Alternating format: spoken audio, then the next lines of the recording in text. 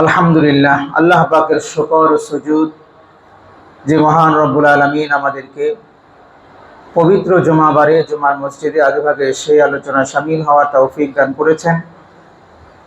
আসুন সে রব্বে কারীমের দরবারে শুকর গুজার হই, তার শেখানো ভাষায় হৃদয়ের সত্যকে ভালোবাসা উজাড় করে গভীর শ্রদ্ধা নিবেদন করে কেবলমাত্র শুধুমাত্র তাকে খুশি করার জন্য আমরা সকলেই দিল থেকে পড়ছি আলহামদুলিল্লাহ।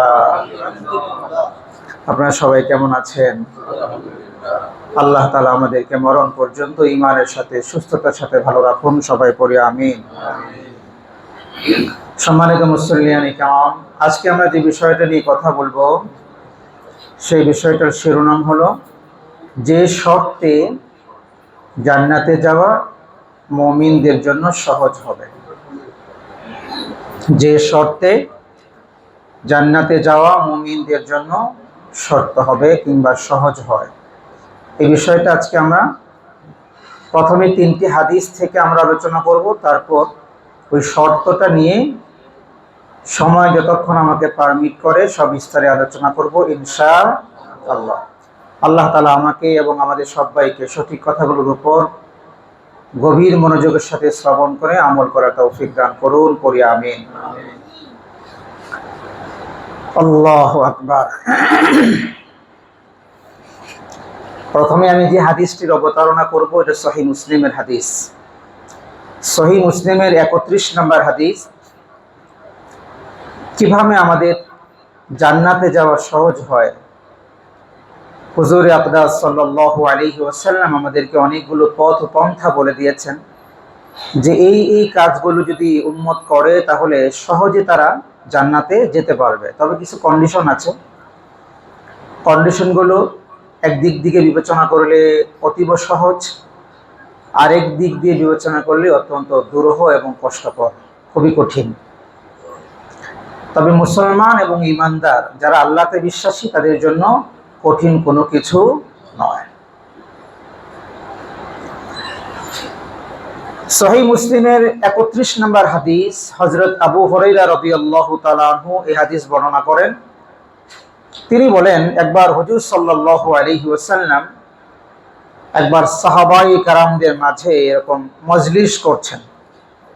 হঠাৎ রাসূলুল্লাহ সাল্লাল্লাহু আলাইহি ওয়াসাল্লাম মজলিসের মাঝখান থেকে উঠে দাঁড়ালেন, দ্রুত গতিতে মজলিস থেকে তিনি প্রস্থান করলেন, চলে গেলেন।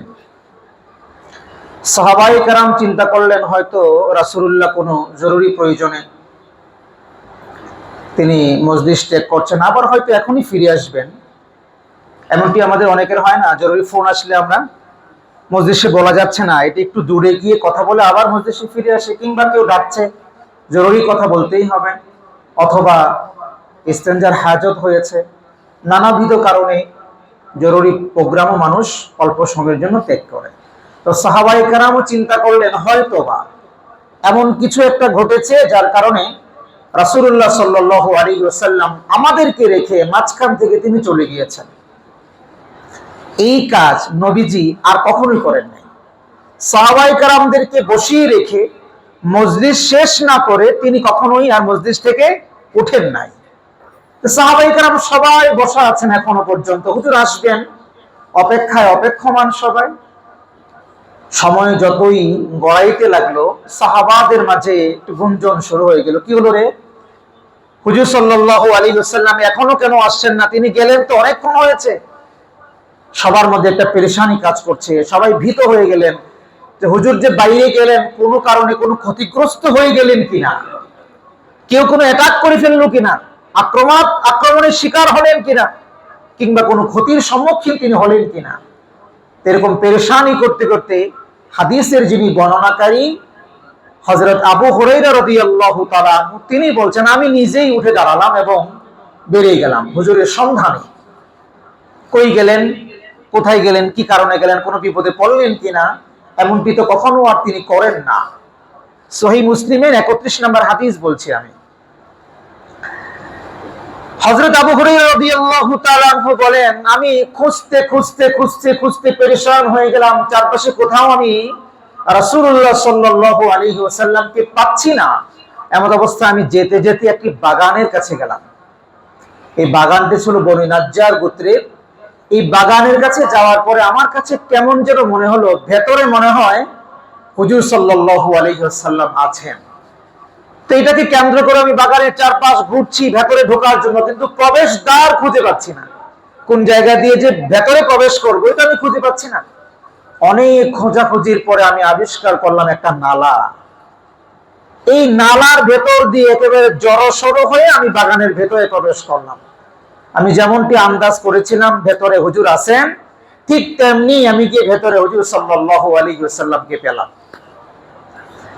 বাগানের ভিতরে যাওয়ার পরে রাসূলুল্লাহ সাল্লাল্লাহু আলাইহি ওয়াসাল্লাম অবাক হয়ে বললেন, আবু হুরায়রা তুমি?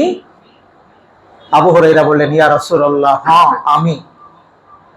ওগো আল্লাহর নবী, আপনি তো এরকম কি আর কখনো করেন না? মজলিস শেষ না হলে তো আপনি ফিরে কখনো আমাদের থেকে আসেন না। মজলিস শেষ করে সবাইকে বিদায় দিয়ে তারপরে আপনি উঠে আসেন, কিন্তু এমনটি আজকে করলেন। এজন্য আমরা সবাই পেরেশান হয়েছি। আপনাকে খুঁজতে খুঁজতে বাগান পর্যন্ত এসেছি, বাগানের ভেতরে নালার ভিতর দিয়ে প্রবেশ করে আপনাকে খুঁজে পেয়েছি। রাসূলুল্লাহ সাল্লাল্লাহু আলাইহি ওয়াসাল্লাম বললেন, অন্য কোনো কথা না বলে রাসূলুল্লাহ বললেন, আবু হুরায়রা, এই নাও আমার দুইটি জুতা। তিনি তার জুতা মোবারক খুললেন। হুজুর সাল্লাল্লাহু আলাইহি ওয়াসাল্লাম জুতা মোবারক খুললেন, আবু হুরায়রা রাদিয়াল্লাহু তাআলা আনহুর হাতে দিলেন। বললেন, আবু হুরায়রা, ইযহাব বিনালাই হাতাইনি ফামান লাকিতা মিন ওয়ারাই হাদাল হাইত ইয়াশহাদু আল লা ইলাহা ইল্লাল্লাহ মুস্তাইকিনান বিহা কলবুহু ফাবাশশিরহু বিল জান্নাহ। সুবহানাল্লাহ। মুহাম্মদুর রাসূলুল্লাহ সাল্লাল্লাহু আলাইহি ওয়াসাল্লাম আবু হুরায়রা রাদিয়াল্লাহু তাআলা আনহুর হাতে তার নিজের চপ্পল জুতা মোবারক উঠিয়ে দিয়ে বললেন, আমি যে বেঁচে আছি, আমি যে ক্ষতিগ্রস্ত হই নাই, মানুষ তো পেরেশান করতেছে, এই আমার দুটা জুতা তোমার হাতে দিলাম, এটা প্রমাণ তুমি আমার কাছে এসেছিলে, আমার সাথে সাক্ষাৎ তোমার হয়েছে, নইলে আমার জুতা পাবে কোথায় তুমি?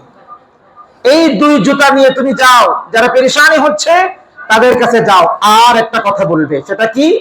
তুমি এখান থেকে বের হওয়ার পরেই যাকে পাবে, তোমার সামনে যে পড়বে তারই বলবে আশহাদু আল্লা ইলাহা ইল্লাল্লাহ। সে যদি এটি বলে, আমার জুতা মুবারক দেখিয়ে বলবে হুজুর সাল্লাল্লাহু আলাইহি ওয়াসাল্লাম আমাকে বলেছেন, প্রমাণ দুই জুতা, প্রমাণ দুই জুতা। কেউ যদি এটা বলে আশহাদু আল্লা ইলাহা ইল্লাল্লাহ ইয়াকিনান, তাহলে আল্লাহ তার জন্য জান্নাত ওয়াজিব করে দিবেন। ঘটনাক্রমে আবু হুরায়রা রাদিয়াল্লাহু তাআলা আনহু বের হলেন, নালা দিয়ে জুতা মুবারক নিয়ে সাক্ষাৎ পেলেন ওমর রাদিয়াল্লাহু তাআলা আনহু। ওমর রাদিয়াল্লাহু তাআলা আনহুর সাক্ষাৎ। আবু হুরায়রা চিন্তা করলেন, রাসূলুল্লাহ যেই কথা বলছেন এটা আগে আমি ওমরের শোনায় নেই। তিনি প্রথমেই গেলেন এই কথা শোনাইতে, ওমর এই দেখো আমি রাসূলুল্লাহ থেকে আসছি, প্রমাণ রাসূলুল্লাহ সাল্লাল্লাহু আলাইহি ওয়াসাল্লামের জুতা মুবারক। তিনি আমাকে বলেছেন, কেউ যদি বলে ইয়াকিনান আশহাদু আল্লা ইলাহা ইল্লাল্লাহ, আল্লাহ তার জন্য জান্নাত ওয়াজিব করে দিবেন। এইটা শোনার পরে স্বাভাবিকভাবেই আমাদের মধ্যে যেমন উদ্বেলিত হয়েছে, আমরা আনন্দিত হয়েছি, ওমর কিন্তু সেরকমটি হননি।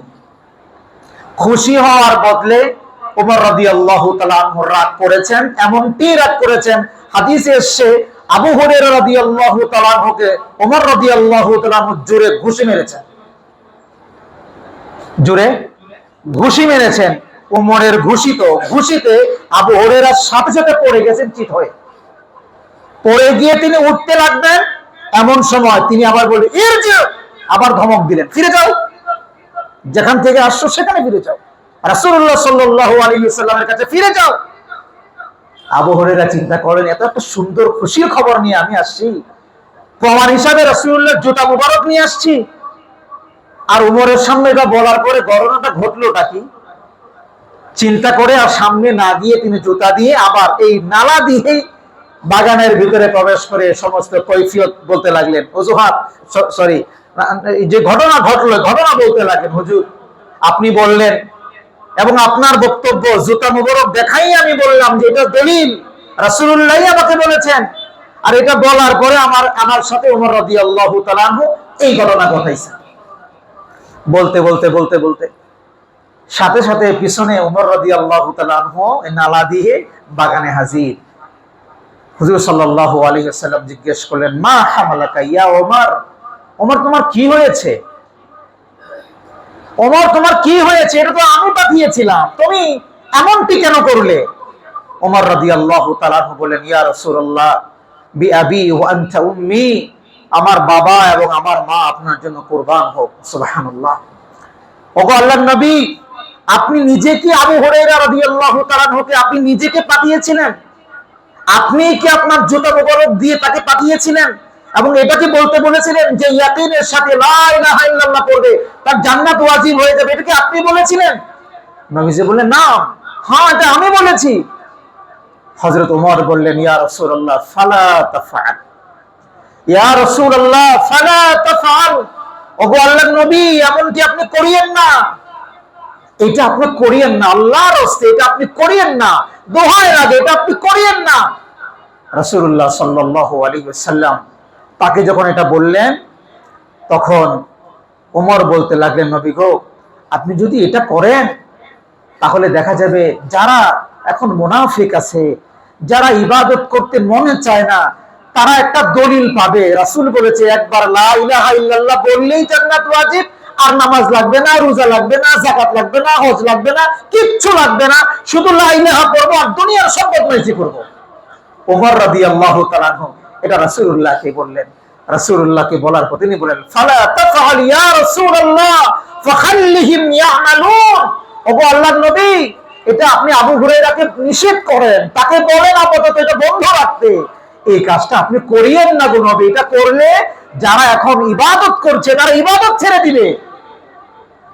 রাসূলুল্লাহ সাল্লাল্লাহু আলাইহি ওয়াসাল্লাম বললেন, ফাখাল্লিহিম, আবু হুরায়রা ঠিক আছে ঠিক আছে, এটা আর তুমি করিও না, এটা আর তুমি করিও না, যেটা যেটা আমি বলেছি এই পর্যন্তই শেষ, এটা আর তুমি করিও না। কারণ এই যে এটার সাথে আমি একটা শব্দ বলেছি ইয়াকিনান, ইয়াকিনান, এটাকে কালের বিবর্তনে মানুষ হযফ করে দিবে, নাই করে দিবে, শুধু শব্দ রাখবে লা ইলাহা ইল্লাল্লাহ, এতটুকু পর্যন্ত রাখবে।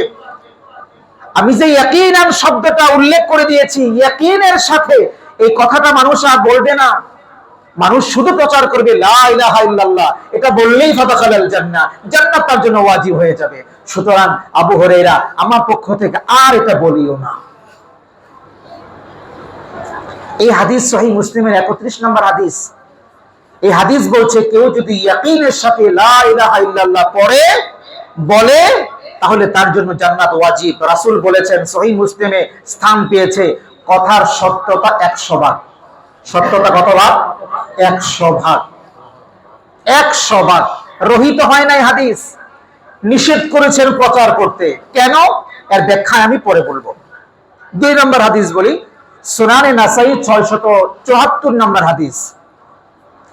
এই হাদিসে রাসূল করিম সাল্লাল্লাহু আলাইহি ওয়াসাল্লামের প্রিয়তম সাহাবী রাসূলের মুয়াজ্জিন হযরত বিলাল রাদিয়াল্লাহু তাআলা আনহু একবার আযান দিলেন।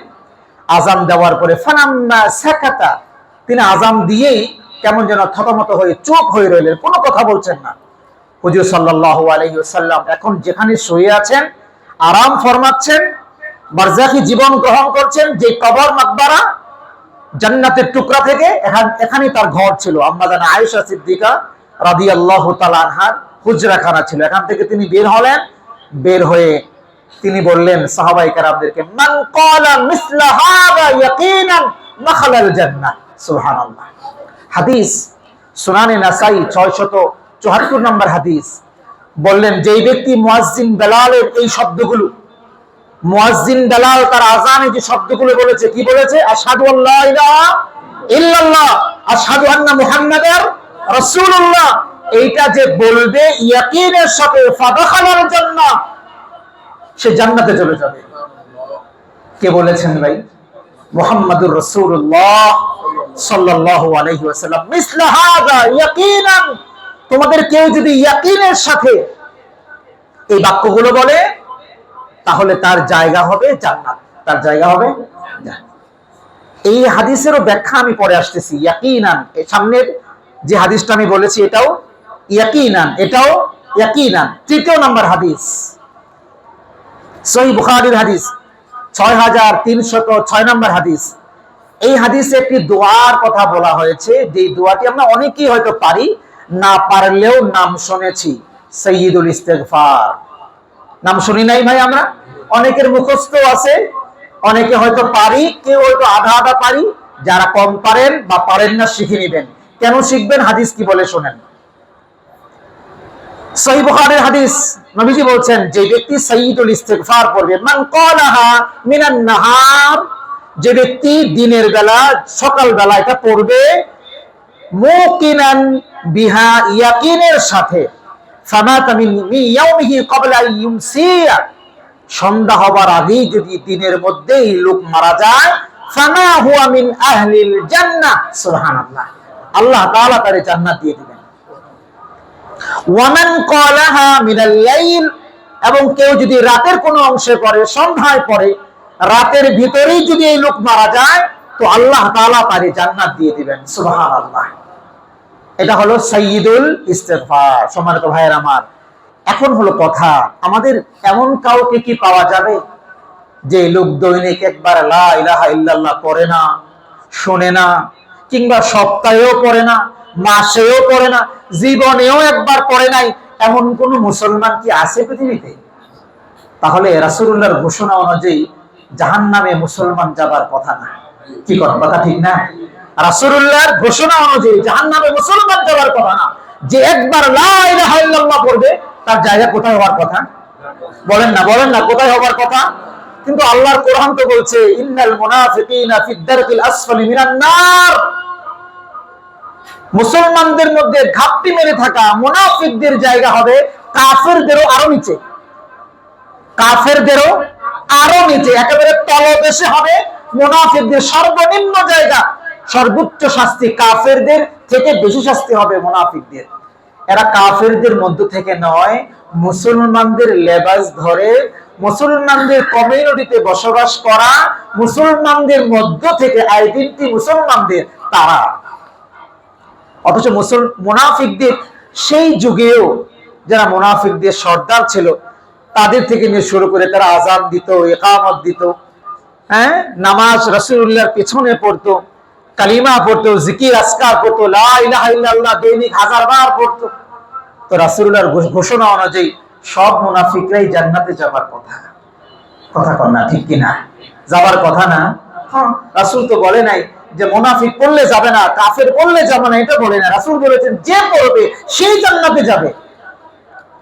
এই যুগেও যারা মুসলমানদের মধ্য থেকে মুনাফিক হয়ে আছে, তারাও যদি পড়ে, তাও তাদের জায়গা কোথায় হওয়ার কথা? জান্নাতে হওয়ার কথা না? তাহলে আগের মুনাফিকদের জায়গা যেখানে হবে, কিয়ামত পর্যন্ত যত মুনাফিক হবে, সমস্ত মুনাফিকদের জায়গাও ওই জায়গায় হবে। কথা কোন ঠিক কিনা? তারা কি আপনারা মনে করেন জান্নাতি না জাহান্নামী? মুনাফিকদের জায়গা কোথায়? এটা আমি বললে হবে না, আল্লাহ বলেছেন, ইন্নাল মুনাফিকিনা ফিদ দারকিল আসফালি মিনান নার, জাহান্নামের অতল গহ্বরে একেবারে নিচে মুনাফিকরা থাকবে। সুতরাং মুনাফিকরা যদি লা ইলাহা ইল্লাল্লাহ পড়ে, এটা পরেও তারা জাহান্নামী। কথা কর না, এটা পরেও তারা কোথায়? জাহান্নামী। কাফেররা যদি এটা পড়ে, এটা পরেও তারা জাহান্নামী। আমাদের মধ্যে অনেক কাফেরদের এরকম সাক্ষাৎ আছে, যারা তো হিন্দু, যারা তো অন্যান্য ধর্মাবলম্বী, কিন্তু আপনার লা ইলাহা ইল্লাল্লাহ দৈনিক অনেকবারই পড়ে। আছে না নাই ভাই? আল্লাহর নাম শ্বাসে শ্বাসে, আপনি কতবার নেন? ও আপনার চেয়ে বেশি নেয়। আছে না? ও ঠাকুরের নাম নেয় না, দেবতার নাম না, কিছু হইলেই মুসলমানদের সাথে যখন চলাফেরা করে, তখন কিছু হইলেই শব্দ শেষে ইনশাআল্লাহ বলে। আছে না নাই? সাক্ষাৎ আছে না? আমার সাথে এরকম সাক্ষাৎ আছে। তো এদের কি হবে? রাসূলুল্লাহ সাল্লাল্লাহু আলাইহি ওয়াসাল্লাম তিনটা হাদিসে একটা কন্ডিশন দিয়েছেন। তিনটা হাদিসে একটা কন্ডিশন দিয়েছেন। এই কন্ডিশন ফিলআপ করলে লা ইলাহা ইল্লাল্লাহ কাজ করবে, এই কন্ডিশন ফিলআপ না করলে লা ইলাহা ইল্লাল্লাহ কাজ করবে না। কন্ডিশনটা কি? ইয়াকিনান, ইয়াকিনান, ইয়াকিন, ইয়াকিনের সাথে। যারা মুনাফিক তাদের ইয়াকিন নাই, যারা কাফের তাদের ইয়াকিন নাই, সুতরাং তারা জান্নাতে যেতে পারবে? আওয়াজ করে বল, পারবে না। প্রিয় ভাইরা আমার, আর যদি কোনো মুমিন গুনাহগারও হয়, গুনাহ যদি করে ফেলে, কিন্তু সে যদি মুমিন হয় আর ঈমানের সাথে ইয়াকিনের সাথে যদি লা ইলাহা ইল্লাল্লাহ পড়তে পারে, ইয়াকিনের সাথে, কিছু অবস্থায় যদি সে জাহান্নামে যায়ও, জাহান্নাম থেকে আল্লাহ আবার ইয়াকিনের সাথে এটা পড়ার কারণে কোনো না কোনো দিন তারে জান্নাতে প্রবেশ করিয়ে দিবেন ইনশাআল্লাহ। ইয়াকিন। এবার আসুন এই গুরুত্বপূর্ণ শর্তটা নিয়ে কথা বলি। ইয়াকিনটা কি জিনিস? হোয়াট ইজ ইয়াকিন? ইয়াকিন হলো এমন গুরুত্বপূর্ণ বিষয়, এই জন্য হাদিসে রাসূলুল্লাহ সাল্লাল্লাহু আলাইহি ওয়াসাল্লাম ইয়াকিন শিখতে বলেছেন। রাসূলুল্লাহ বলেছেন, বুখারীর হাদিস, ইয়াকিন অত্যন্ত গুরুত্বপূর্ণ। মা আখাফু মিন উম্মতি ইল্লা দুআফাল ইয়াকিন। আমি আমার উম্মত সম্পর্কে ভয় পাই ইয়াকিনের বিষয়ে। রাসূল কি বলেছেন? আমি আমার উম্মতের ইয়াকিনের দুর্বলতার কারণে আমি ভয় পাই। আমি সবচেয়ে বেশি ভয় করি তাদের ব্যাপারে। সেটা কি? ইয়াকিনের দুর্বলতা। লা ইলাহা ইল্লাল্লাহ, ইয়াকিনের রশ্মিটা যার যত বেশি মজবুত হবে, সে ব্যক্তি তত আগে আল্লাহর জান্নাতে প্রবেশ করবে। রাসূলুল্লাহ বলেন, তাআল্লামুল ইয়াকিনা কামা তাআল্লামুল কুরআন। তোমরা যেমনি ভাবে আল্লাহর কোরআনকে শিখো, আল্লাহর কোরআনকে তাদাব্বুর করো, আল্লাহর কোরআনকে জানো, বুঝো, ঠিক তেমনি ভাবে তোমরা ইয়াকিনটাকেও শিখো, ইয়াকিনটাকেও বুঝো, ইয়াকিনটাকে নিয়েও তোমরা গবেষণা তাদাব্বুর করো। ইয়াকিন শিখার নাম। শুধুমাত্র বললেই ইয়াকিন হয়ে যায় না প্রিয় ভাইরা। ইয়াকিন হলো সিউরিটি, একটা মানুষের জান্নাতে যাওয়ার গ্যারান্টি। ইয়াকিন অত্যন্ত গুরুত্বপূর্ণ একটি বিষয়। কোন বিষয়ের উপরে মানুষের চেতনা, জ্ঞান থাকা, জানা থাকা, কোন সন্দেহাতীত ভাবে এই বিষয়টাকে মেনে নেওয়া, এইটার নামই হলো ইয়াকিন। ভাই, কাফেরও তো বলে আল্লাহ আছে। কাফেররা বলে না আল্লাহ আছে? মুনাফিক যারা, তারা কি বলে না আল্লাহ আছে? হিন্দু বৌদ্ধরা তারা বলে না আল্লাহ আছে? তাদেরকে তো জিজ্ঞেস করেন, তারা বলে কি আল্লাহ আছে? তারাও বলে আল্লাহ আছে। আপনারা কি মনে করেন আল্লাহ আছে? মা, আপনারা মনে করেন না, তারাই মনে করে আল্লাহ আছে। আপনারা কি মনে করেন আল্লাহ আছে? তো বললেন না যে প্রথমে মনে করছেন আল্লাহ নাই, না?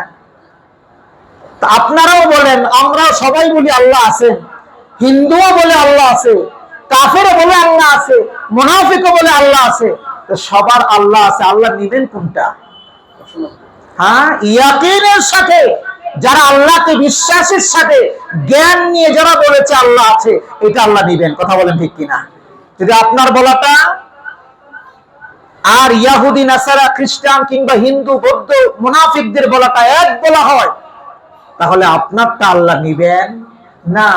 যেমনি ভাবে নিবেন না হিন্দুরটা, যেমনি ভাবে নিবেন না আল্লাহ মুনাফিকেরটা। আপনি আমি যদি ইয়াকিন ছাড়া বলি, ইয়াকিন বেঁধে রেখে বলি, আল্লাহ আমারটাও নিবেন না, আপনারটাও নিবেন না। আমাদেরকে বলতে হবে ইয়াকিনের সাথে। ইয়াকিনটা কি জিনিস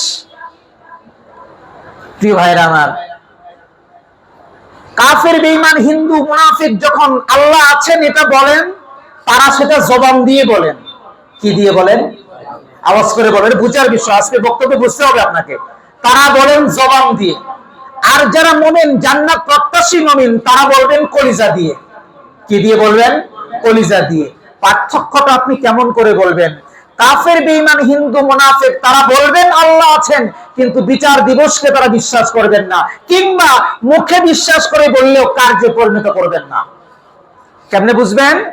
তারা দিব্যি অন্যায় কাজ করে যাচ্ছে, ইচ্ছায় অনিচ্ছায় সব সময়। যদি সব প্রকৃতপক্ষে আল্লাহর বিচারকে তারা ভয় পেত, মুখে না অন্তর দিয়ে, কলিজা দিয়ে ভয় পেত, ইয়াকিনের সাথে তারা বিশ্বাস করত আর বলতো, তাহলে যেই কাজ করলে জাহান্নামে যাওয়া লাগে, যেই কাজ করলে আল্লাহ বেরাজি হয়ে যান, এই কাজ মুসলমান করতে পারতো? দুনিয়াতে কেউ যদি কোনো অসঙ্গতিমূলক কাজ করে, রাষ্ট্রের বিরুদ্ধাচরণ করে, তার জন্য যেমন জাহান্নাম আছে, ঠিক তেমনি ভাবে আল্লাহর আইনের বিরুদ্ধাচরণ যারা করে, আল্লাহর বিরুদ্ধে যারা চলে, তাদের জন্য আল্লাহর একটা জাহান্নাম আছে না নাই? আওয়াজ করে কোন আছে না নাই? প্রিয় ভাইরা আমার, অনেকে তো এই কথাও বলে, অনেককে দেখবেন যে জাহান্নামে গেলে গেছি, তারপরও এটা করব। আছে না এরকম কথা? বলে না মানুষ এরকম কথা, জাহান্নামে গেলে গেছি। ওরা আসলে জাহান্নামটা চিনেই নাই, জাহান্নামটা চিনেই নাই। ইয়াকিন জাহান্নামের ব্যাপারে, হাক্কুল ইয়াকিন যেটা, ইয়াকিন তাদের নাই। আল্লাহর বিচারের ব্যাপারে তার কোনো জ্ঞানই নাই, প্রাথমিক ধারণাটাই নাই, যার কারণে সে এটা বলতে পারে যে জাহান্নামে গেলে গেছি। আল্লাহ আমাদেরকে হেফাজত করেন, পড়েন আমিন। রবের প্রতি যদি কোনো মানুষের প্রকৃত ইয়াকিন থাকে, রবের জ্ঞান, প্রথম ইয়াকিনটা যদি থাকে, জ্ঞানের ইয়াকিন, তাহলে এই মানুষটা কি নামাজ মিস করতে পারে? কি কোন ভাই, নামাজ মিস করতে পারে? রব তিনি বিচার করবেন, বিচারের পরে, শাস্তির পরে, বিচারের পরে হয় জান্নাত না হয় জাহান্নাম। জাহান্নামের ভয় এই পরিমাণ, জাহান্নামটা এই পরিমাণ জানার পরে, এই জ্ঞান থাকার পরে কোন মুসলমান ইয়াকিন যদি তার থাকে, তাইলে কি সে নামাজ মিস করতে পারে? একটু জোরে সোরে বলেন, পারে? কোন মানুষের যদি আল্লাহর প্রতি, রবের প্রতি ইয়াকিন থাকে, তাহলে কি সে ওয়াদার খেলাফ করতে পারে? কোন মানুষের যদি আল্লাহর প্রতি, রবের প্রতি ইয়াকিন থাকে, তাহলে কি সে মানুষের প্রতি জুলুম করতে পারে? পারে না, কোনোভাবেই পারে না। প্রিয় ভাইয়েরা আমার, বোঝা গেল আল্লাহর যে শাস্তি, এই শাস্তিটাকে আমরা অনেক সময় লঘু মনে করি এটার কারণে কি আল্লাহ শাস্তি দিবেন, এত অল্প জিনিস, এরকমটি আমরা মনে করি। কিন্তু দুনিয়াতে আল্লাহ তাআলা এমন অনেক নজির রেখেছেন, আল্লাহ ছোট বিষয় দিয়ে বড় মানুষকে আল্লাহ শাস্তি দিয়েছেন।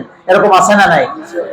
আপনি নমরুদের দিকে তাকান না, নমরুদকে যে আল্লাহ শাস্তি দিয়েছেন কত বড় কামান দিয়ে, হ্যাঁ কি দিয়ে ভাই? শুধু মশা? কি মশা নাকি? শুধু মশা তো না, এটা যুদ্ধে যাওয়ার অনুপযুক্ত একটা মশা, ল্যাংড়া মশা। কি কোন ঠিক না? যুদ্ধে যাবার অনুপযুক্ত একটা মশা, এটা ল্যাংড়া মশা। ল্যাংড়াদেরকে তো যুদ্ধে নেয় না, যুদ্ধে নেয় ভাই? নেয় না। আগের কালে যদি কোনো সৈন্য কি করতো, বন্দি করে ফেলতো, বন্দি করে তাদের আঙ্গুল কেটে দেওয়া হতো, পা কেটে দেওয়া হতো, তারপরে ছেড়ে দিত, যাও এবার তোমার আঙ্গুল নেই, তুমি আর তীর মারতে পারবা না, তোমার আঙ্গুল নেই, তুমি আর তরবারি ধরতে পারবা না, এবার আমার বিরুদ্ধে বকাবাদ্য করতে পারবা, গালি দিতে পারবা, এটাতে কিচ্ছু হবে না। আমার তীর তো আর ধরতে পারবা না, ধনুক তো আর ধরতে পারবা না, তরবারি তো আর ধরতে পারবা না। তাদের শাস্তি ছিল আঙ্গুল কেটে ছেড়ে দিত। মানে সে আর কি যুদ্ধের অনুপযুক্ত, যুদ্ধের কি অনুপযুক্ত। তো আল্লাহ তাআলা নমরুদকে যে শাস্তিটা দিলেন, একেবারে যুদ্ধের অনুপযুক্ত একটা মশা, ল্যাংড়া মশা দিয়া। কথা কর না ঠিক কিনা? আল্লাহ ফেরাউনকে শাস্তি দিলেন কি দিয়া ভাই? Mineral water. মিনারেল ওয়াটার জীবন বাঁচায়, আর আনমিনারেল ওয়াটার দিলে মানুষ মরে, ঠিক না? কি কোন ঠিক না? তারে এমন ধরাশায়ী করলো, এটা পানি দিয়া। কি দিয়া? পানি দিয়া। পানি তো খুব কঠিন জিনিস না, এটা দিয়ে সে মনে করছে ব্যাপার না, এটা তো আমার কারামতিতে হয়ে গেছে, আমি তো আল্লাহর কারামতিতে 12টা রাস্তা হয়ে গেছে, আমি যাবো এটা দিয়া। আল্লাহর নিলেন না, দরিয়ায় ডুবাইয়া ইঁদুরের মতো চুবাইয়া চুবাইয়া মারলেন। কথা কোন ঠিক কিনা ভাই? প্রিয় ভাইরা, এই জন্য আমাদের ইয়াকিনকে মজবুত করতে হবে। আজকে পৃথিবীতে যত সমস্যা মুসলমানদের মধ্যে কিংবা সারা তামাম জাহানের সমস্ত মানুষদের মধ্যে, শুধু ইয়াকিনের অনুপস্থিতির কারণে। শুধু কি কারণে? ইয়াকিনের অনুপস্থিতির কারণে। আপনি ভালো মতো বুঝেন, যেই জিনিস ইয়াকিন যদি আপনার থাকে, তাহলে একটা মানুষের উপর জুলুম করতে পারে না, জনগণের মাল আত্মসাৎ করে খেতে পারে না। ইয়াকিন কি জিনিস? ইয়াকিন হলো যদি কোনো জিনিস আমার কাছে আসে, আসার থাকে, এটা যে কোনো প্রসেসে আমার কাছে আসবেই, এটা ইয়াকিন। এটা কি আমাদের কাছে আছে বলেন ভাই? বলেন আছে? যদি এটা আমাদের কাছে থাকতো, তাইলে কি আমরা কাউরে গলায় পাড়া দিয়ে আরেকজনের জমি দখল করতাম? এই জমিটা, ইয়াকিন কি বলছে, ইয়াকিনের চাহিদা কি, এই জমিটা যদি তোমার হয়, আল্লাহ যদি তোমার জন্য লিখে রাখেন গলায় পাড়া দেওয়া লাগবে না, অটোমেটিক্যালি তোমার কাছে আসবে। এটা ইয়াকিনের দাবি। এটা কিসের দাবি? ইয়াকিনের দাবি। তুমি যদি 500 কোটি টাকার মালিক হবার হও, আল্লাহ যদি তোমার তকদিরে লিখে রাখে এই 500 কোটি টাকার মালিক না হওয়া পর্যন্ত রব তোমার মৃত্যু দিবেন না, এটা ইয়াকিনের দাবি। এটা ইয়াকিনের দাবি। আমরা যদি ইয়াকিন আমাদের মধ্যে থাকতো, এই বিশ্বাস যদি আমাদের মধ্যে থাকতো, তাইলে কি এই সমাজে এই বিশৃঙ্খলাটা হতো বলেন? একটু বলেন জোরে করে, হতো? আজকে যত বিশৃঙ্খলা, আমরা ভাই হয়ে যে বোনের সম্পদ নষ্ট করছি, হক নষ্ট করছি, কেন? মনে করছি আমার প্রপার্টি বেড়ে যাবে, যদি এটা আমার সম্পদ হবার থাকে, বোন আমাকে এমনি দিত, গলায় পাড়া না দিলেও দিত। কথা কর না? যে কোনো প্রসেসে আমার কাছে আসতোই, এটাই ইয়াকিনের দাবি। আর আমি যদি জোর করে আমি না ভোগ করতে পারি, তাহলে আইনা লাভ হলো কি? বুঝেন নাই কথাটা মনে হয়? আমি জোর করে আনলাম, আনার পরে সবকিছু পাওয়ার পরে মারা গেলাম, অথবা এমন অসুস্থ হলো যে অসুস্থতার কারণে এগুলো ভোগ করার আর আমার সামর্থ্য হয় নাই, তো আইনাটা লাভ হলো কি? তা আমার প্রপার্টি তো হলো না। যে জিনিস মানুষ ভোগ করতে পারে না, এটা তার প্রপার্টি হয় না, এটা অন্যেরটা হয়, তার অধীনস্থ কারো হয়তো হয়ে যাবে, তার তো আর না। এটা হলো ইয়াকিনের দাবি। আজকে পৃথিবীতে যত সমস্যা, সব সমস্যার একমাত্র কেন্দ্রবিন্দু হলো মানুষের ভিতরে ইয়াকিন নাই।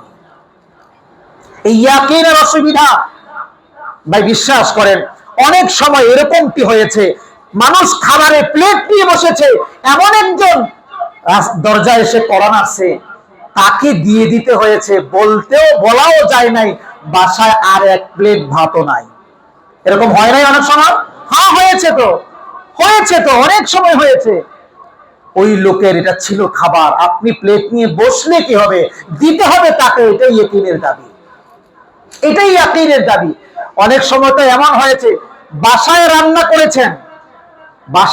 করেছেন ভালো খাবার, এটা আপনি খেতে পারেন নাই, আপনি আরেক জায়গায় খেতে হয়েছে। কোথাও গিয়েছেন, কাউকে দাওয়াত দিতে নিয়ে এসে খাবেন, তিনি সেখানে বসে এমন খাবার খাইয়েছেন, বাসায় আপনার রান্নাকৃত খাবার আর খাওয়া সম্ভব হয় নাই। এটাই হলো মাওলার খেলা, আল্লাহ তাআলার খেলা। এটা ইয়াকিনের দাবি। এই জিনিসগুলো আমাদের বুঝের অভাবের কারণেই আজকে আমরা আমাদের সমাজে এত বিশৃঙ্খলা করছি। ইয়াকিন is the most important subject. ইয়াকিন এত গুরুত্বপূর্ণ বিষয়, এটা আমাদের মধ্যে নাই। ইয়াকিনের স্টেজ হলো তিনটি। ইয়াকিনের ধাপ কয়টি ভাই? তিনটি। এক নাম্বার, কোরআন বলছে ইলমুল ইয়াকিন। এক নাম্বার হলো ইলমুল ইয়াকিন, দুই নাম্বার হলো আইনুল ইয়াকিন, তিন নাম্বার হলো হাক্কুল ইয়াকিন। ইয়াকিন কত প্রকার? বলেন, জোরে বলেন, কত প্রকার? তিন প্রকার। এক প্রকার হলো ইলমুল ইয়াকিন, প্রথম স্টেজ। দুই নাম্বার হলো আইনুল ইয়াকিন, দ্বিতীয় স্টেজ। তিন নাম্বার হলো হাক্কুল ইয়াকিন, শেষ 3 নাম্বার স্টেজ। সূরা তাকাসুরে আল্লাহ দুইটা ইয়াকিনের কথা বলেছেন। একটা হলো ইলমুল ইয়াকিনের কথা বলেছেন, আর হলো আইনুল ইয়াকিনের কথা বলেছেন। আর হাক্কুল ইয়াকিনের কথা বলেছেন সূরা ওয়াকিয়ার শেষ আয়াতের আগের আয়াতে। হাক্কুল ইয়াকিনের কথা বলেছে আল্লাহ বলেছেন সূরা তাকাসুরে 5 নম্বর আয়াত, কাল্লা লাউ তা'লামুনা ইলমাল ইয়াকিন লাতারাহুন্নাল জাহিম। আবার বলছেন সুম্মা লাতারাহুন্নাহা আইনাল ইয়াকিন। দুইটা ইয়াকিনের কথা বলেছেন। সূরা ওয়াকিয়ার শেষ আয়াতের আগের আয়াত 95 নম্বর আয়াত, এই আয়াত আল্লাহ বলছেন ইন্না হাদা লাহুয়া হাক্কুল ইয়াকিন। হাক্কুল ইয়াকিনের কথা বলেছেন। ইলমুল ইয়াকিন কি ভাই? কোন বিষয়ের উপর অগাধ বিশ্বাস, এর জ্ঞান অর্জন করা, প্রাথমিক স্টেজ এটা। কোন বিষয় আপনার জানতে হবে, মানতে হবে, বুঝতে হবে, গবেষণা করে, মাথা দিয়ে গবেষণা করে এটাকে আপনি হাসিল করতে হবে, বিদ্যা অর্জন করতে হবে এটার জন্য, জ্ঞান অর্জন করতে হবে এটার জন্য, শিক্ষিত হওয়া লাগবে এটার জন্য, পড়াশোনা করা লাগবে এটার জন্য। ইলমুল ইয়াকিনের জন্য পড়াশোনা প্রয়োজন। এক নাম্বার, যার ইলম নাই সে দিন মানতে পারে না। যার ইলম নাই সে আল্লাহকেও খুঁজে পায়, নানান জিনিসে আল্লাহরে খুঁজে, কিন্তু আল্লাহ যেখানে, এই জায়গা পর্যন্ত সে যেতেই পারে না, কারণ তার ইলম এই পর্যন্ত নাই। এজন্য আমাদের আমলের আগে কি দরকার ভাই? বলেন কি দরকার? ইলম দরকার। এজন্য ইমাম বুখারী রাহমাতুল্লাহি আলাইহি একটা বাব কায়েম করেছেন, বাবুল ইলমি ক্বাবলা আল আমাল। আমলের পূর্বে আগের ইলম দরকার। এই প্রসঙ্গে ইমাম বুখারী রাহমাতুল্লাহি আলাইহি একটা বাবই কায়েম করেছেন স্বতন্ত্র বৈশিষ্ট্য নিয়ে। ইয়াকিন হলো সুনিশ্চিত বিশ্বাস। কোন বিষয়ে প্রাথমিক যে জ্ঞান অর্জন হয় মাথা দিয়ে, এটাকে বলা হয় ইলমুল ইয়াকিন। আর চোখে দেখে যে বিশ্বাস হয়, যে ইয়াকিন হয়, এটাকে বলা হয় আইনুল ইয়াকিন। আর অন্তর দিয়ে কোনো কিছু ধরে কিংবা উপভোগ করে যে বিশ্বাসটা স্থাপন হয়, এটাকে বলা হয় হাক্কুল ইয়াকিন। আচ্ছা বলেন তো এবার, আওয়াজ ছেড়ে, আল্লাহ আছে না নাই? এটা হলো কি ইয়াকিন বলেন তো? ইলমুল ইয়াকিন। আল্লাহ আছে এটা আমরা জানছি, জ্ঞান দিয়ে জানছি। কি দিয়ে জানছি ভাই? জ্ঞানের কারণে আমরা জানছি। কিভাবে? কোরআন পড়ে, হাদিস পড়ে, নানাবিধ জ্ঞান দিয়ে, কিংবা অনেক গবেষণা করে, মাথা দিয়ে গবেষণা করে, নানান কিছু দেখে দেখে আমরা কি করছি? এটা বুঝছি যে আল্লাহ বলতে একজন আছেন। এটা হলো ইলমুল ইয়াকিন। মুসা আলাইহিস সালাতু ওয়াস সালাম জানতেন যে আল্লাহ আছে, আমরা যেমন জানতাম, তারও ইলমুল ইয়াকিন ছিল যে আল্লাহ আছে। তিনি আল্লাহর কাছে জানতে চান, আল্লাহ আমি একজন নবী, আমার শুধুমাত্র তোমার সম্পর্কে ইলমুল ইয়াকিন হইলে তো হবে না, ঠিক না? নবী তো মুসা আলাইহিস সালাতু ওয়াস সালাম আল্লাহর সাথে বেশি কথা বলতেন। তিনি বললেন, আল্লাহ আমার তোমার সম্পর্কে আইনুল ইয়াকিনও দরকার, হাক্কুল ইয়াকিনও দরকার। তো আল্লাহ বলে, তাই নাকি? বলে হ্যাঁ। তাহলে তুর পর্বতে আসো। তুর পর্বতে গেলে, যাওয়ার পরে আল্লাহরে বললেন, আল্লাহ তোমার সাথে কথা বলতে চাই। তো আল্লাহর সাথে কথা বললো। আল্লাহর সাথে কথা বলে তার আইনুল ইয়াকিন হলো। কি হলো বলেন? আইনুল, আল্লাহ সম্পর্কে দ্বিতীয় স্টেজ বিশ্বাসটা। এখন তো শুধু জানি যে আল্লাহ আছে। আল্লাহ যদি কথা বলেন আপনার সাথে, তো আগের জানা আর কথা বলার জানা এক জানাই, কেমন যেন বাস্তবটাই আপনার সামনে ধরা দিচ্ছে। এখন বলে, আল্লাহ তোমার কথা এত মধুর, এত চমৎকার, তুমি কথা বলো, সুবহানাল্লাহ। এই কথা বলার সত্তাকে আমি দেখতে চাই, আমার হাক্কুল ইয়াকিন দরকার। আল্লাহ বলে, মুসা রে, এটা তো দুনিয়ায় সম্ভব না, লান তারানি, এটা দুনিয়ায় যে চোখ তোরে দিছে, এই চোখ দিয়ে এটা সম্ভব না। কিন্তু মুসা তো মুসা, নাসুর বান্দা, বলে যে না, দেখতেই চাই। আল্লাহ বলে যে তুই একটু সাইড হ, আমি তুর পাহাড়ের উপর একটু নজর দেই, পর্বতের উপর একটু নজর দেই। মুফাসসিরিনে কেরাম বলছেন, মুহাদ্দিসিনে কেরাম বলছেন, আল্লাহ ৭০,০০০ পর্দা থেকে একটু পরিমাণ পর্দা একটু সরালেন, তুর পর্বত সীমাহীন যন্ত্রণায় অতিষ্ঠ, পুরে সারখার। মুসা আলাইহিস সালাতু ওয়াস সালাম এমন জোরে চিৎকার দিয়েছেন, আওয়াজ এমন বড় হয়েছে, মুসা আলাইহিস সালাতু ওয়াস সালামকে আল্লাহকে দেখা ছাড়াই যা ঘটেছে, হাক্কুল ইয়াকিন অর্জন হয়েছে। সুবহানাল্লাহ। মুসা আলাইহিস সালাম চিৎকার করে বলেন, আনা আউয়ালুল মুসলিমুন, ওগো আল্লাহ, আমার ইলমুল ইয়াকিন হয়েছে, আইনুল ইয়াকিন হয়েছে, হাক্কুল ইয়াকিন হয়েছে। দুনিয়াতে যদি কোনো মুসলমান হয়, তোমার বিশ্বাসকারী হয়, সর্বপ্রথম আমি ঘোষণা দিলাম, আমি আনা আউয়ালুল মুসলিমুন। সুবহানাল্লাহ বলেন। আল্লাহকে দেখার পরে হাক্কুল, এটাকে বলে হাক্কুল ইয়াকিন। আমি যদি আপনাদেরকে বলি, মধু আছে না নাই এই পৃথিবীতে? মধু আছে, মধু আছে না নাই? এটা আমরা কেমনে জানলাম? বই পুস্তকে পড়েছি মধু নামে একটা পানীয় আছে। কোরআনে আল্লাহ বলেছেন মধু নামে একটা পানীয় আছে। এটা পরে আমরা জানলাম মধু আছে। আপনি যখন কোনো বাগানে যান, মধুর চাক দেখেন, তখন এই মধু, এই চাক দেখে এবং চাক ভেঙে ভিতরে যখন টস টস দেখা যায়, তখনও কি শুধু জানার মধ্যেই সীমাবদ্ধ, না আইনুল ইয়াকিন হয় আপনার? হ্যাঁ, মধু তাইলে এই রকম, মধু তাইলে এই রকম, এটাকে বলো আইনুল ইয়াকিন। এবার ভিতরে একটা কিউরিওসিটি থাকে, এটা খাইলে জানি কেমন লাগে, না মিষ্টি লাগে মানুষ বলে। আসলে মিষ্টির তো অনেক ধরন, তাই না? টকটক মিষ্টি আছে, মিষ্টি মানে মিষ্টি আছে, আবার কিছু মিষ্টি আছে সহনীয় পর্যায়ে মিষ্টি আছে, না নানান রকমের মিষ্টি। আবার মধুর মধ্যেও এক এক মধুর ফ্লেভার এক এক রকমের, না সরিষার মধুর ফ্লেভার একরকম, লিচু ফুলের মধুর ফ্লেভার একরকম, আবার অনেক প্রাকৃতিক মধুর ফ্লেভার একরকম, নানান রকমের ফ্লেভার। এইটা কোন রকম? যখন আপনি খেলেন, একটু চেখে দেখলেন এটার মিষ্টতা কেমন, তখন মধু সম্পর্কে আপনার যে ইয়াকিনটা হলো, এখনো কি ইলমুল ইয়াকিন, এখনো কি আইনুল ইয়াকিন, না হাক্কুল ইয়াকিন অর্জন হলো? এটাকে বলে হাক্কুল ইয়াকিন।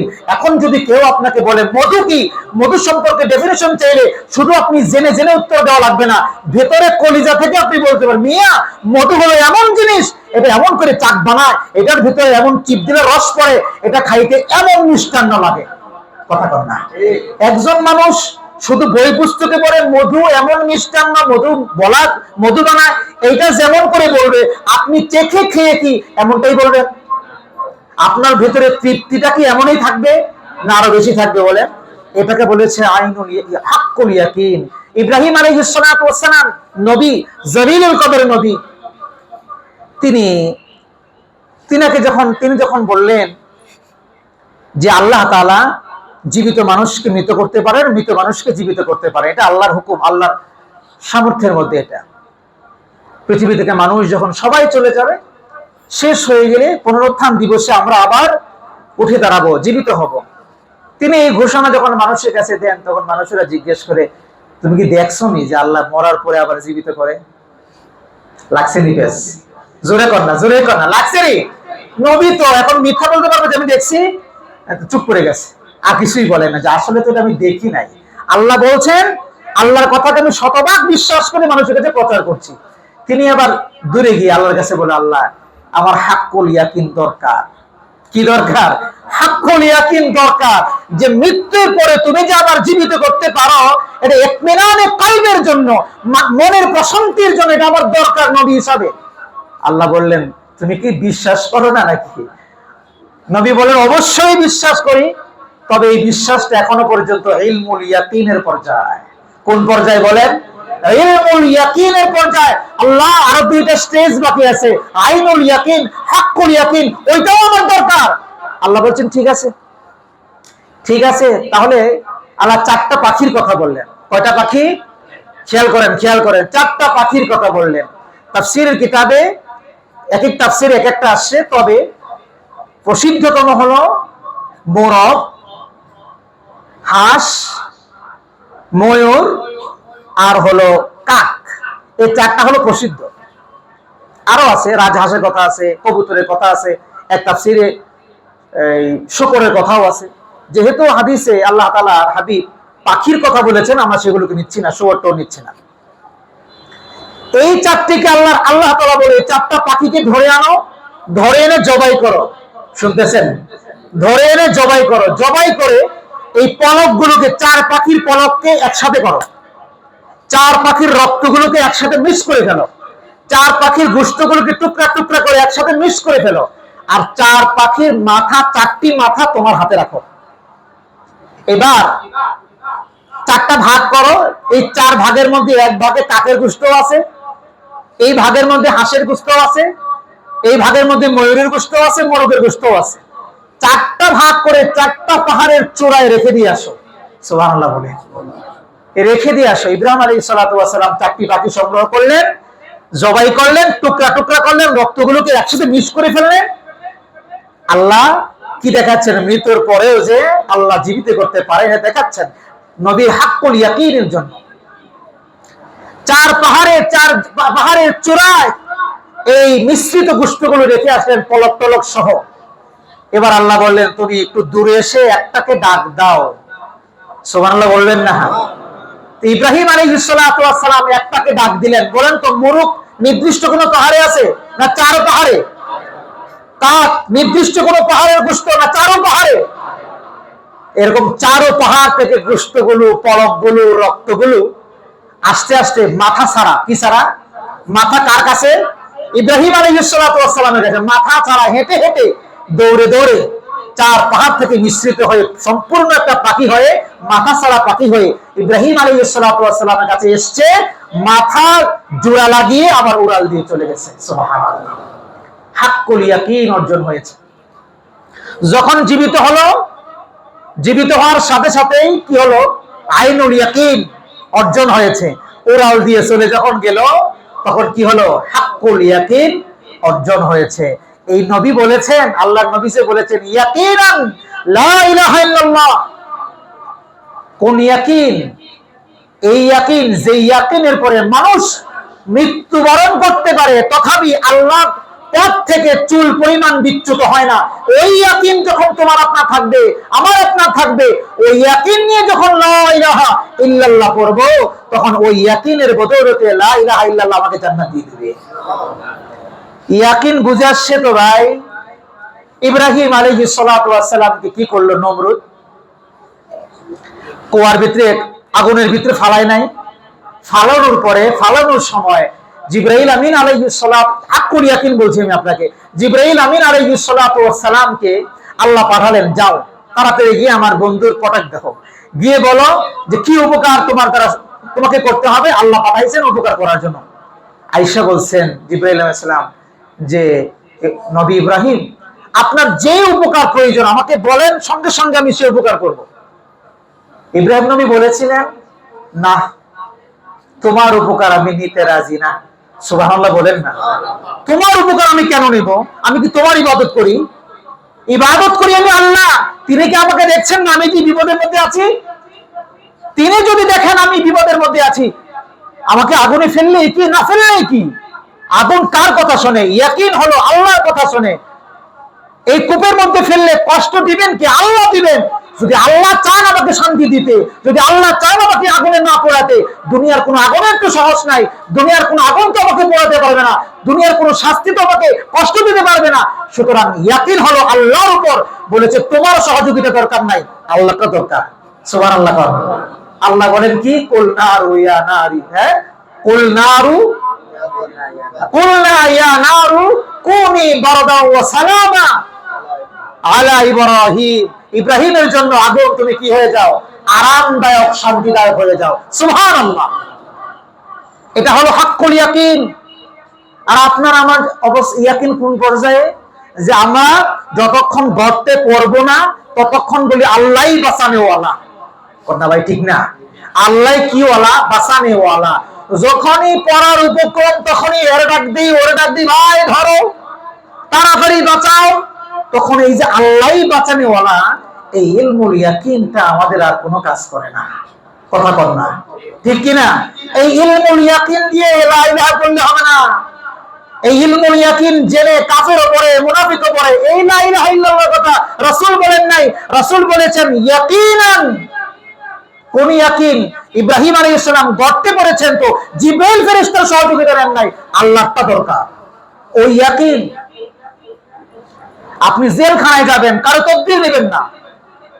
যদি আপনি হকের উপর থাকেন বলবেন কি? আল্লাহই আমাকে সহযোগিতা করবেন। দুনিয়া যদি কষ্ট হবে, দেখ কষ্ট, আখিরাতে আমার জন্য জান্নাত রেডি আছে। কথা কর, ঠিক কি না? ঠিক কি না? হ্যাঁ, এটাই না হলো হাক্কুল ইয়াকিন। আজকে আমাদের হাক্কুল ইয়াকিন অর্জন হয় না।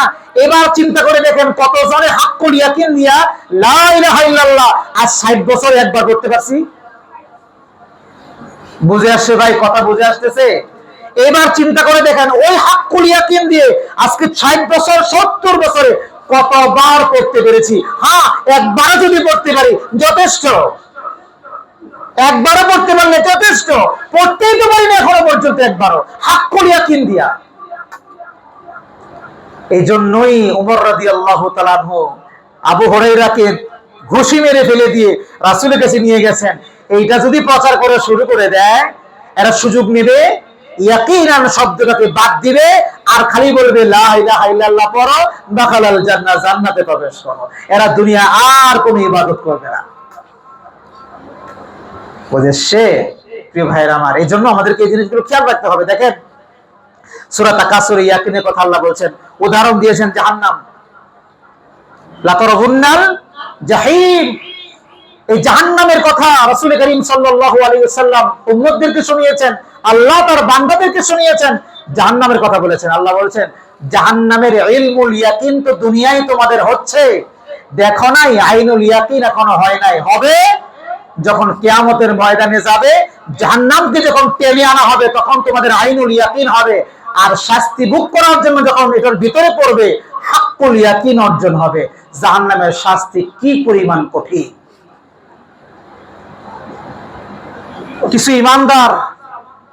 কিছু ইমানদার যারা ঈমান এনেছিল, বিভিন্ন পর্যায়ে অপরাধ করেছে, তাদেরকেও জাহান্নামে হাক্কুল ইয়াকিন অর্জন করে তারপরে আল্লাহর দয়ায় আবার জান্নাতের হাক্কুল ইয়াকিন অর্জন করাবেন। আল্লাহ যেন আমাদেরকে এই কাতারে না রাখেন। আল্লাহ বিনা হিসাবে যেন আমাদেরকে হাক্কুল ইয়াকিন জান্নাতের অর্জন করার তৌফিক দান করেন। পড়েন আমিন। প্রিয় ভাইরা আমার, অত্যন্ত গুরুত্বপূর্ণ আজকের এই লেকচারটি ছিল। এটা হলো ইয়াকিনের উপর। আজকের এই লেকচারটি যদি আপনি মনোযোগ দিয়ে শোনেন আর বিশ্বাস করেন, তাহলে এই পৃথিবীতে বিশৃঙ্খলা থাকবে না। যতটুকু যা আপনার হবার, এটা হবেই হবে, যেভাবেই হোক হবেই হবে। যা আপনার কাছে পাবার। এক হাদিসে রাসূল কি বলেছেন জানেন? এই হাদিসটি বলে আমি আমার আজকে বক্তব্য শেষ করছি। হাদিসে বলেছেন, মরণ থেকে মানুষ যত দূরেই পালাইতে চায়, যে কোনো একটা পর্যায়ে যখন তার মরণটা যেই সময়ে যেইভাবে লেখা, যেখানেই সে পালাক না কেন, মৃত্যু তার সাথে সেই জায়গায় সাক্ষাৎ করবেই করবে। এটা বিশ্বাস করেন আপনারা? রাসূল এই হাদিসেই বলেছেন, ঠিক তেমনি ভাবে রিজিক যার জন্য যতটুকু বরাদ্দ করা আছে সে যেখানেই থাকুক না কেন ততটুকু তার কাছে পৌঁছাবেই পৌঁছাবে।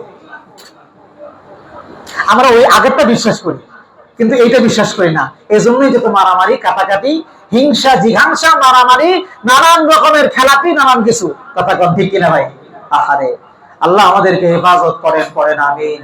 আল্লাহ আমাদের দ্বারা ইলম অর্জনের মাধ্যমে ইলমুল ইয়াকিন এবং এই নানাবিধ বিষয় চোখে দেখে আইনুল ইয়াকিন এবং দুনিয়া থেকে নবী রাসূলদের এই ঘটনা থেকে হাক্কুল ইয়াকিন অর্জন করে আল্লাহর প্রতি অগাধ বিশ্বাস নিয়ে, ঈমান নিয়ে আল্লাহর কবরে জান্নাতে সুসংবাদ নিয়ে যাওয়ার তৌফিক দান করুন। ওয়া আখিরু দাওয়ানা আনিল হামদুলিল্লাহি রাব্বিল আলামিন।